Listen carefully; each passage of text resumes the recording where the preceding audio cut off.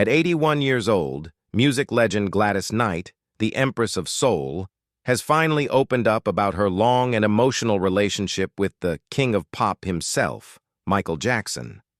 For decades, fans have wondered what the bond truly was between these two icons who shared not only a label, Motown, but a deep passion for music and authenticity. Now, Gladys is finally lifting the veil, sharing truths that she's held in silence for years.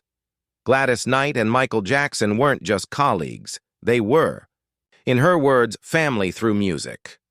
In a recent heart-to-heart conversation, she admitted that she watched Michael grow from a shy, gifted young boy into a globally adored superstar. And with that evolution, she also watched the world take over him.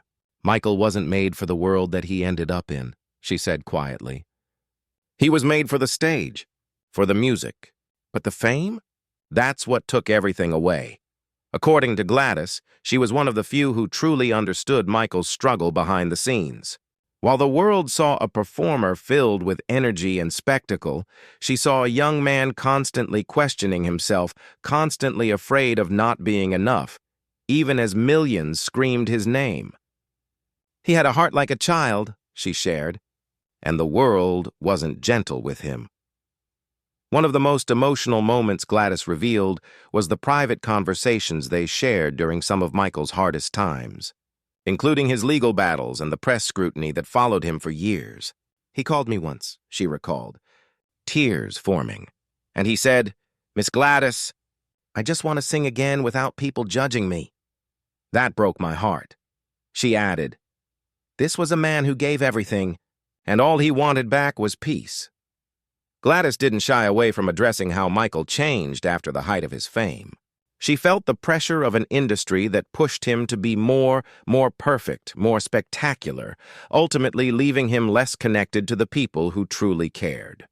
"There were people who used him," she said firmly. And that's the truth. One I stayed quiet on because it wasn't my story to tell.